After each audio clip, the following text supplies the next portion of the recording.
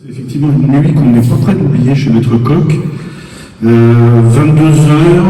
un petit WhatsApp de Anne Combier, notre team manager, qui me dit il y a manifestement un souci sur le bateau.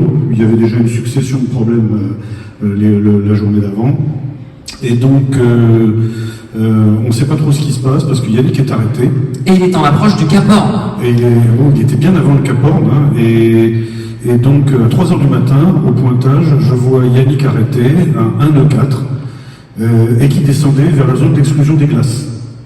Et là, qu'est-ce qui se passe? Donc, contact avec Anne Combier qui me dit on n'a pas d'infos, et on a eu de l'info un peu plus tard.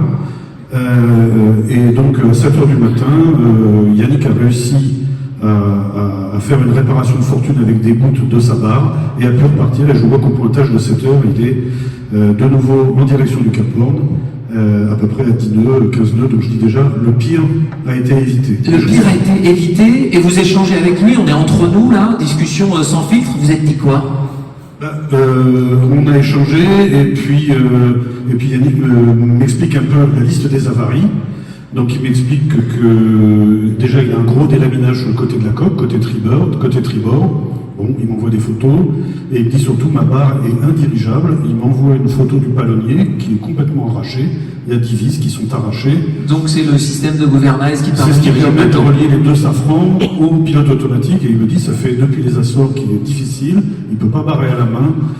Et quand je vois la photo, je lui dis moi je ne sais pas comment tu vas réparer, parce que voilà, faut retarauder, machin, je ne vais pas ces détails techniques, mais sans aller à l'atelier, je ne sais pas comment tu vas faire. Et il dit, la notion d'abandon, d'arrêter la course, on a commencé à l'évoquer, et on a dit réunion technique, on se met en mode gestion de crise, et on va consulter l'architecte par rapport au délaminage et voir comment on peut réparer à bord sans s'arrêter, en se mettant bien entendu à l'abri après le Cap Horn, soit à l'abri des îles Falkland, mais ça bouge encore un peu, soit en rentrant dans la baie dans le canal qui mène à Ushuaïa. Et donc on attend plusieurs réunions dans la journée. Et vers 18h, on se rappelle, donc le 28, le fameux jour où il y a eu le live du Vendée d'ailleurs. On le voit en larmes. Et donc on le voit en larmes avec le coup de fil de Daniel Auteuil, qui a été absolument un moment assez magique qu'on lui a offert, parce que c'est Alexandra, son amie, qui a appelé Daniel pour lui demander de lui souhaiter le bon anniversaire. On savait qu'on était en mode crise, donc ça c'était une séance pleine d'émotions. Soutien moral, mais il file vers Ushuaïa pour aller réparer. On va voir les photos d'ailleurs de son bateau, vous allez nous raconter la façon dont ça s'est fait. Voilà, donc là on voit sur la photo, on voit une opération où donc on a envoyé une équipe de 5 garçons, donc Jean-Marie, le directeur technique, Stan, l'ingénieur boat captain, Arnaud qui est un ingénieur aussi, Yvan qui s'occupe de tout ce qui est cordage, et surtout Ludo qui fait toutes les strates, et qui lui était en vacances au Panama, abandonne ses vacances, prend un avion pour aller à Ushuaïa. Et donc arrivé à Ushuaïa, on voit là le délaminage de la coque. Quand il arrive, donc 6 mètres carrés qui sont arrachés, qui sont abîmés. Voilà il envoie une vidéo dans laquelle, comme il était là à tribord à mur, le bateau décollait côté tribord, avec une perche et une GoPro, il me montre l'image, et je vois que le délaminage va jusqu'en dessous de la coque. Et là je dis, waouh, là il y a 6 mètres carrés, là ça commence à devenir vraiment très chaud, quoi. Sur les réactions de Noël Fèvre et de Paul-Henri Dubreuil, on parlera de carbone avec vous d'ici quelques instants, de la construction de bateaux, mais en tous les cas, la décision est prise de repartir, surtout l'objectif maintenant. C'est pas tout à fait comme ça, c'est que quand il part vers le Cap Horn, je lui dis on va annoncer que tu abandonnes, et il me dit non, je voudrais passer le Cap Horn en course, donc c'est le premier fait. Et effectivement on dit on va différer de 24 heures l'annonce à la direction de course de l'abandon, et entre-temps on s'est organisé pour pouvoir envoyer des personnes là-bas pour réparer. Pour Paul-Henri Dubreuil, PDG du groupe Dubreuil, et surtout votre skipper Sébastien Simon, qui est en approche des Sables d'Olonne d'ici une petite semaine. On aura peut-être l'occasion d'y revenir. En tous les cas, ce rêve de podium est en train de prendre forme. On peut le dire ou pas? Je crois que c'est une activité où il faut rester très humble. Donc tant que la ligne n'est pas franchie, il faut rester très prudent. Mais effectivement, Seb est en 3e position avec plus de 2000 milles d'avance sur le 4e et ses poursuivants. Donc c'est plutôt effectivement un bel exploit, d'autant plus qu'il a perdu son foil le 7 décembre. Donc on ne s'attendait pas à ce qu'il arrive à maintenir cette 3e position en étant sur une aile ou sur une patte. avec des records qui se sont affolés, des compteurs qui sont affolés pendant cette course. Il a le record sur 24 heures avec plus de 600 000, 800 km en 24 heures. Vous n'avez plus besoin de lui demander de mettre son casque à votre skipper.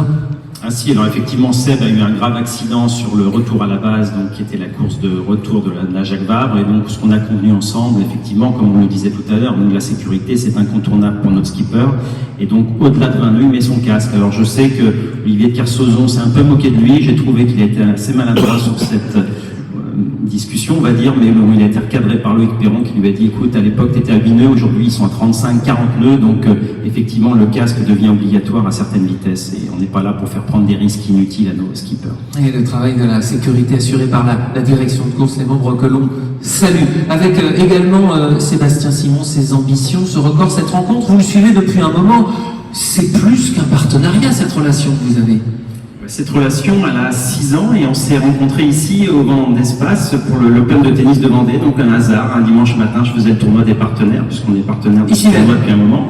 Et donc j'ai un skipper tout timide qui vient me voir, qui me dit j'ai un rêve, c'est de faire le Vendée Globe. Il venait quand même de gagner la Solitaire du Figaro, donc il avait prouvé qu'il était excellent. Et puis tout de suite le personnage m'a plu, on s'est entendu de façon fantastique dès le début. Donc on l'a accompagné sur son premier projet avec Arkea Paprec. Malheureusement pour lui, Arkea Paprec l'a plutôt débarqué sèchement. Et puis effectivement, nous, on est arrivé derrière avec notre projet pour les 100 ans du groupe, puisqu'on fêtait nos 100 ans de notre groupe familial en 2024. Et là, j'ai eu un flash et effectivement, le 19 mai 2023, je lui ai envoyé un SMS, je lui ai dit, Seb, si tu es toujours dispo, si tu nous trouves un bateau, on part ensemble sur le Vendée Globe. Donc c'est sûr que pour lui, ce SMS, effectivement, a changé sa vie. Et puis nous aussi, parce qu'on sait au niveau de la famille, des actionnaires familiaux, des collaborateurs du groupe, il y a un engouement qui s'est créé autour de ce projet qui est extraordinaire. Et donc on a hâte de l'accueillir jeudi prochain, si tout va bien, en fin d'après-midi au Sable d'Olonne. Et si tout va bien, Roland Tonarelli, ce que vous disiez, vous espérez, après l'abandon de votre skipper, voir un Vendéen sur ce podium, un skipper vendéen. On va bien. Donc, cela dit, il est à fond. Je regardais juste avant de monter sur scène les vitesses qu'il atteint encore en ce moment. Donc effectivement, il n'est pas là pour jouer le petit bras, il va jouer la compétition jusqu'au bout. C'est vraiment dans son caractère. Et on croise les doigts pour que ça tienne effectivement jusqu'à la ligne d'arrivée. On croise avec toi. Merci. C'est départemental de la Vendée, Alain Leboeuf.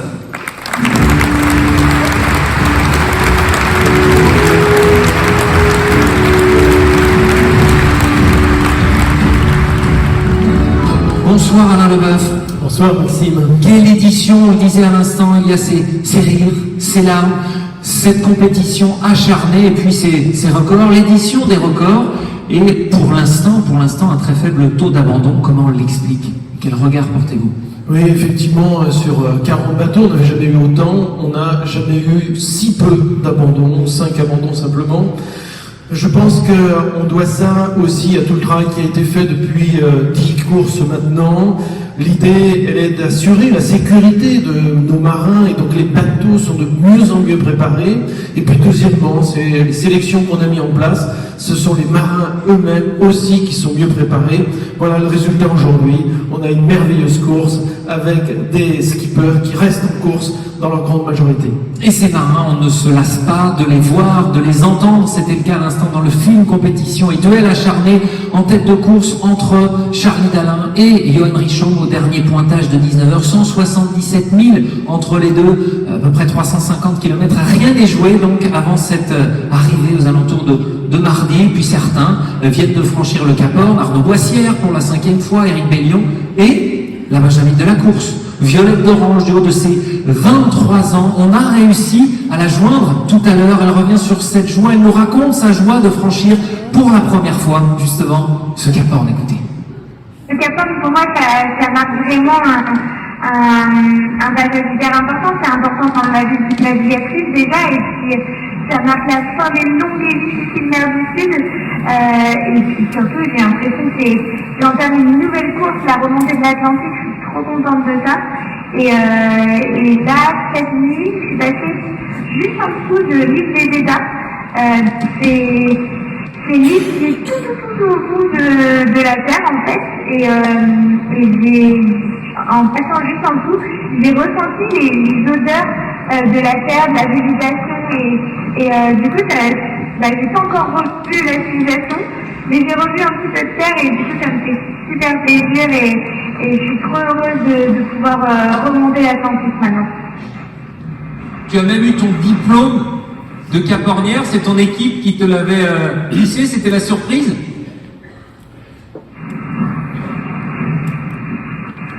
Oui, ils m'ont fait un diplôme de capornière qu'ils ont caché dans les sacs. Et hier, j'ai eu un petit message qui m'ont dit cherche bien dans ton sac, tu vas trouver une surprise et ça me fait très très plaisir. Un petit diplôme qui est symbolique. C'est vrai que passer le Cap-Horn pour la première fois, c'est quand même quelque chose dans la vie d'une navigatrice. En faisant attention, en préférant ralentir face à la dépression avant le Cap-Horn, pas de regret là-dessus, même si les autres camarades ont pris un peu d'avance?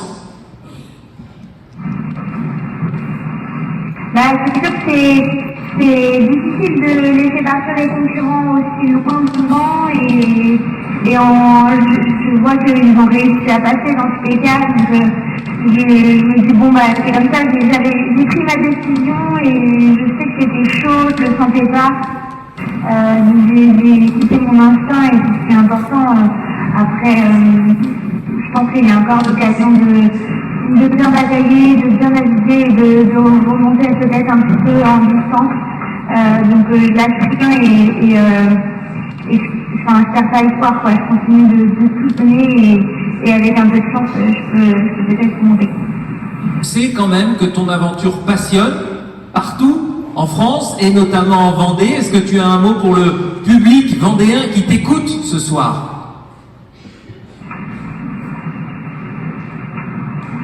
Je vous souhaite la très très belle année 2025, mes meilleurs vœux. J'espère que cette année sera belle, que vous allez pouvoir réaliser vos petits objectifs, vos défis, vos aventures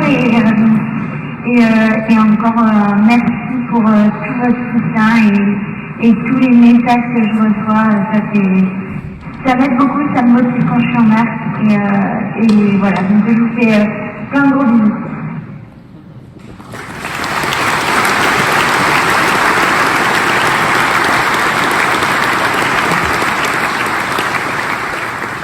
Quel coup de jeune sur le Vendée Globe, Alain Leboeuf. Oui, c'est génial d'écouter cette petite Violette, elle nous fait rêver. C'est ça aussi la beauté de cette course, entre un Jean expérimenté qu'on nous connaît, et puis Violette aussi qui parle avec tant de pureté. Merci à elle de nous avoir lancé cette bonne année de sa part depuis l'océan, à nous tous les Vendéens. Avec ses skippers vendéens aussi, en course on parlait d'Arnaud Boissière, Benjamin Dutreux, également skipper de Guyot Environnement que l'on salue également à distance, et puis un certain Sébastien Simon. Il en était question tout à l'heure avec Paul-Henri Dubreuil. Sébastien Simon, que l'on va entendre, Sébastien Simon, qui vous a envoyé un petit message pour vous souhaiter, eh bien vous aussi, une bonne année. Écoutez-le, le skipper de groupe Dubreuil, 3e actuellement de ce Vendée Globe édition 2024. À tous, je suis ravi d'être avec vous ce soir. Je vous souhaite à bord du groupe Dubreuil une très très belle année 2025. Voilà, pour nous, elle devrait commencer avec une 3e position en Vendée Globe, je l'espère. Voilà, je croise les doigts, il reste 7 jours de course. On est au large du Cap-Vert. Cette aventure du Vendée a été fabuleuse. Il y a eu des moments difficiles, mais il y a eu aussi beaucoup de moments de bonheur. Je suis sûr qu'une fois la ligne d'arrivée franchie, j'aurais oublié tous les moments difficiles et j'aurais qu'une envie, c'est d'y retourner. C'est toujours comme ça, c'est l'humain. Voilà, en tout cas, merci beaucoup au groupe Dubreuil, merci Paul-Henri de m'avoir permis de vivre cette expérience fabuleuse. Le bateau glisse. On est en train de quitter les Alizés, les températures commencent à descendre. On est à 18 nœuds, 19 nœuds. Pour l'instant, c'est que du plaisir. Là, je vais essayer de savourer les derniers jours qui me restent, c'est pour ça que je ne peux pas être avec vous. Je vais essayer de conclure ce Vendée Globe comme il le soit pour bien démarrer 2025. En tout cas, voilà, je vais essayer de savourer les derniers instants qui me restent à bord de ce bateau, même si évidemment j'ai hâte de retrouver la maison, de rentrer au Sable d'Olonne, de retrouver les proches, savourer tout ça. Et puis voilà, en attendant, je vais essayer de rester concentré. Allez, très belle année à tous, profitez bien, ciao ciao.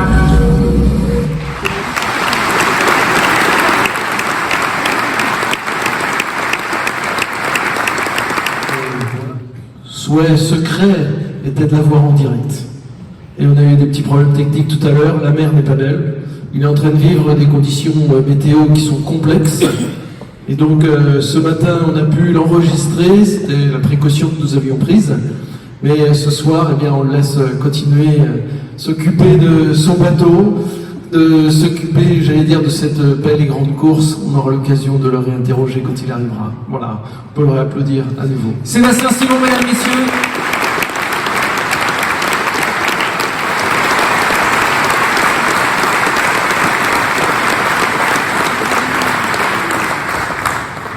Quelle chance nous avons, nous les Vendéens, de pouvoir t'accueillir ce soir. Tu l'as mis sur ton agenda, tu as privilégié cette soirée avec les tiens. Je sais que tu voulais être au milieu des tiens. Tu es le bienvenu et merci vraiment chaleureusement, Bruno, pour ta présence. Je voudrais saluer, bien sûr, monsieur le préfet, qui lui est toujours fidèle à tous nos manifestations. Saluer, bien sûr, les parlementaires. Un succès économique. Jamais la visibilité nationale et mondiale n'aura été aussi développée. 68 télévisions le 10 novembre à 13h02.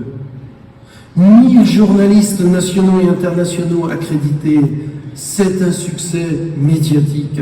Jamais autant de records n'auront été battus. Et dans quelques heures, maintenant, un nouveau record sans doute. C'est un succès sportif. Jamais une course au monde n'aura permis de disperser autant de capteurs dans les mers les plus lointaines et les plus hostiles. Pour faire remonter pendant 5 à 7 ans autant d'informations précieuses pour la communauté scientifique internationale. C'est un succès environnemental et scientifique indéniable.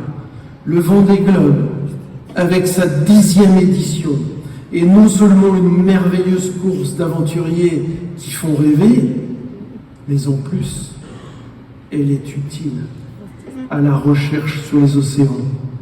Et c'est pour cette raison qu'avec Gilles Salé, nous avons créé le Vendée Globe Foundation, apte à collecter tout don défiscalisé pour contribuer à ces recherches. Je vous le dis, mon devoir de président du département est de faire fructifier ce joyau qu'est le Vendée Globe. Nous aurons désormais un événement par an. En 2025, les arrivées, dans quelques jours ou dans quelques heures. Et puis, le 10 mai prochain, la grande parade dans la ville des Sables avec nos 40 skippers pour la remise du trophée aux vainqueurs. En 2026, la Vendée Arctique. En 2027, la New York Vendée les Sables d'Olonne. En 2028, eh bien, le nouveau Vendée Globe. Et nous travaillons aussi à une animation permanente. La cité du Vendée Globe, mais j'en reparlerai ultérieurement. Voilà, mesdames et messieurs, quelques orientations que je souhaitais partager avec vous en ce début d'année. Une belle année 2025, une année où nous devons plus que jamais croire en nos rêves et aller de l'avant, malgré les vents contraires. Battus parfois, abattus jamais. Vive les Vendéennes, et vive les Vendéens, et vive la Vendée.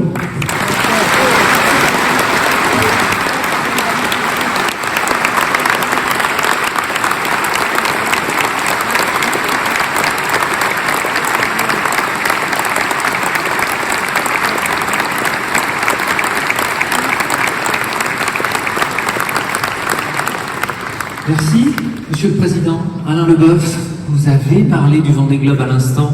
C'était au cœur de cette cérémonie des vœux, cette épreuve, cet événement, cette course qui se dispute en solitaire mais qui se prépare en équipe. Et bien comme pour le Vendée Globe, eh bien ce sont vos équipiers qui vont vous rejoindre, si vous le voulez bien, les 33 conseillers départementaux de la Vendée. Et on va démarrer par ordre alphabétique, par un canton que vous connaissez bien, celui d'Esnay, avec Mireille Hermoy qui va être la première à s'avancer ici sur scène, aux côtés également de Nadia Rabreau et Rémi Passereau pour le canton de Chaland, le canton également de Chantonnay, Cyril Guibert, Alexandra Gaborio, également le canton de La Châtaigneraie, Valentin Josse, Catherine Poupet, suivi par Stéphane Guillon et Leslie Gaillard pour le canton de Fontenay-le-Comte, Bérangère Soulard, Christophe Hogard, le canton des Herbiers représenté par eux de ce soir, Laure Barrault, Carole Charot pour l'Île-Dieu, on parlait de Benjamin Dutre tout à l'heure, Anne-Marie Coulon et Arnaud Charpentier pour Luçon, avec aussi Didier Roux et Brigitte Hibert pour le canton de Mareuil-sur-Lay, suivi au pas de course par Isabelle Rivière et Éric Salin, conseillers départementaux de Montaigu-Vendée, Guillaume Jean et Cécile Barrault pour Mortagne-sur-Sèvre. Allez-y, installez-vous sur scène. Anne Sicard, Laurent Favreau pour La Roche-sur-Yon Nord, et puis La Roche-sur-Yon Sud avec Luc Boire et Christine Rambaud-Bossard.